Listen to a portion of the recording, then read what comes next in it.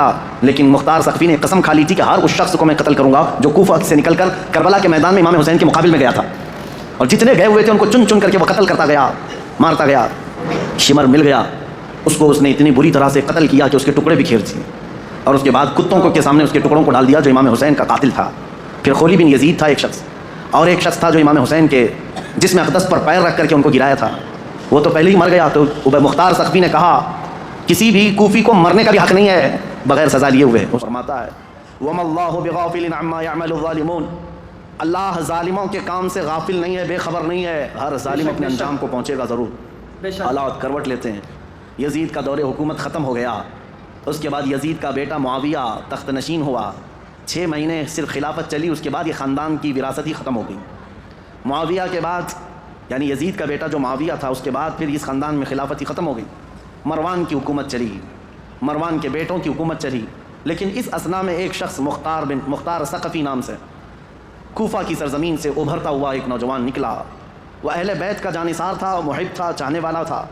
وہ کوفہ کی ساری طاقت و قوت کو اس نے جمع کر لیا، اور اسی دن سے اس نے طے کیا کہ رسول اللہ کے خاندان کے ساتھ جو ہوا ہے میں اس کا بدلہ لے کر کے رہوں گا، میں کفارہ ادا کروں گا۔ تھا تو کوفہ کا رہنے والا، اور اس نے اپنی پوری مجتمع طاقت کو لے کر وہاں کی سارے لوگوں کو جمع کر لیا۔ اس کے بعد پھر ایک ایک بعد دیگرے لوگوں کو ڈھونڈنا شروع کیا، اور جو تاریخ ہے میرے عزیزو، اس نے پیچھا کیا سب سے پہلے اس شمر کا جس نے امام حسین کی گردن الگ کی تھی۔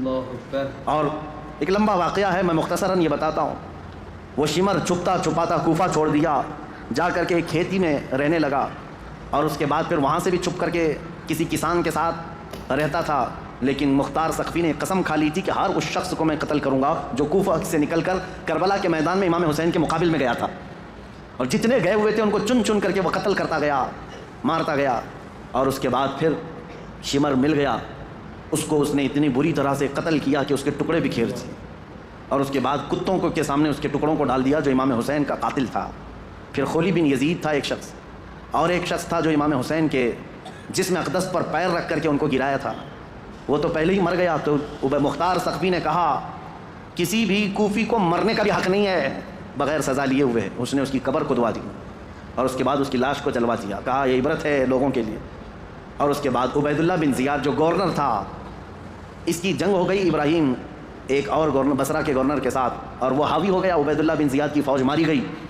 پھر عبید اللہ بن زیاد گرفتار ہو کر کے آیا، تو مختار ثقفی گیا اور کہا کہ یہ شخص میرے حوالے کرو، یہی ہے پورے کربلا کی داستان کا اصل مجرم۔ کوفہ کا گورنر بن کر کے آیا، امام مسلم کو قتل کیا، ہانی بن عروہ کو قتل کیا، اور اسی نے بھیجا تھا کربلا میں۔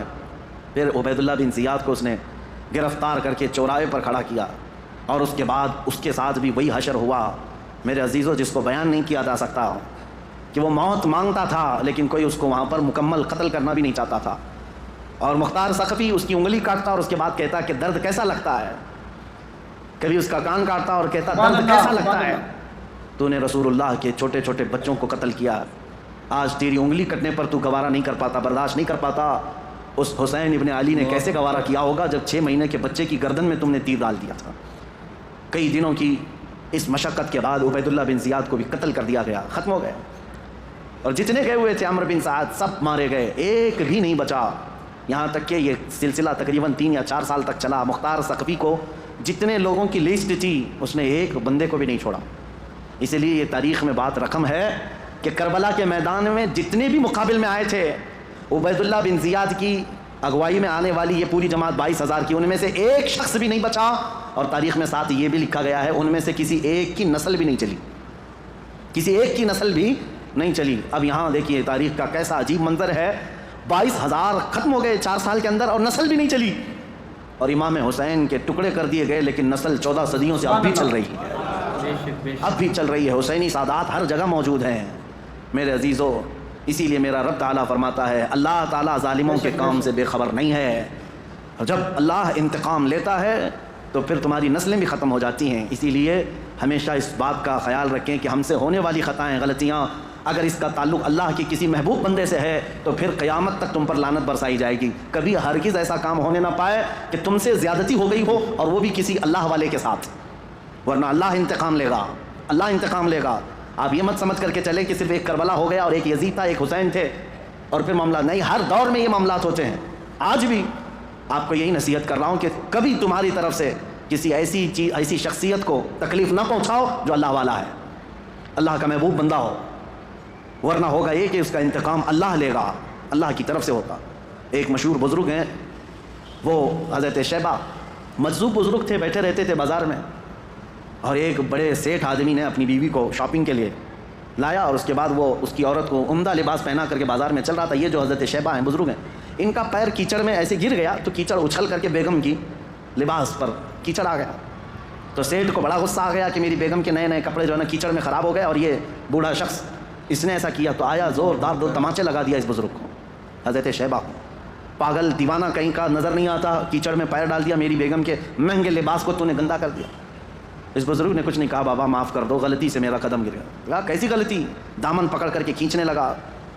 بیگم آئی اور کہا چھوڑ دو، یہ اللہ والے ہیں، ان کے بارے میں لوگ جانتے ہیں۔ کہا کہاں کا اللہ والا، کیسا اللہ والا؟ اس کو دکھاوا تھا، اس سیٹھ کو اپنی بیگم کے سامنے اپنی پہلوانی دکھانی تھی، مارا توڑا سب کیا، گھر گیا۔ اسی شام کو گھر کے اوپر سیڑھیوں سے اس کا پیر پھسلا، نیچے گرا، اور ایسا گرا کہ سر کا کھوپڑی باہر آ گئی، بھیجا باہر آ گیا، جگہ پر انتقال ہو گیا۔ یہ واقعہ میں اس لیے بتا رہا ہوں، مکافات عمل کیا ہے۔ اس کی بیگم نے ہلہ کرنا شروع کیا کہ یہ معاملہ اسی وجہ سے ہوا، آج اس بزرگ کو اس نے مارا، اسی وجہ سے میرا شوہر آج مر گیا۔ لوگ جمع ہوئے، سب کے پاس یہ عورت یہی کہتی تھی کہ اسی وجہ سے ہوا ہوگا، اسی وجہ سے ہوا ہوگا۔ لوگوں نے کہا چلو ہم پوچھتے ہیں ان سے، کیا آپ نے ایسی بد دعا کر دی اس بندے کو کہ مر ہی گیا بیچارہ؟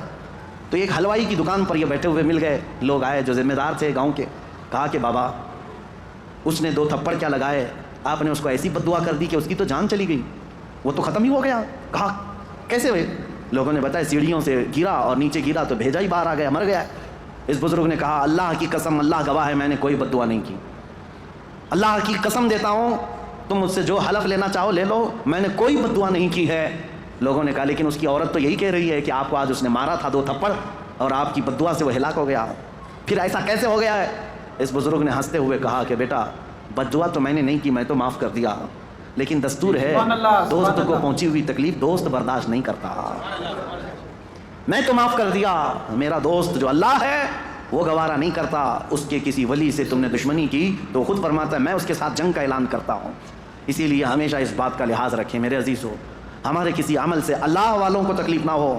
دیکھو رسول اللہ کے اہل بیت یہ اللہ والے تھے، امام حسین، تکلیف پہنچی تو آج تک وہ یزیدی ذلیل ہیں اور لعنت کے پھٹکار ان پر برس رہے ہیں، اور صبح قیامت تک ہوتے رہیں گے انشاءاللہ۔ لمحے نے خطا کی، صدیوں نے سزا پائی۔ اللہ کریم ہم سب کو کہنے سننے سے زیادہ عمل کی توفیق عطا فرمائے۔ رب قدیر ہم سب کو ظلم سے کوسوں دور رکھے، اور مولا کریم ہمیں اہل بیت کے ساتھ زندگی عطا کرے اور قیامت کے دن اہل بیت کے ساتھ حشر عطا فرمائے۔ وآخر دعوانا الحمد للہ رب العالمین۔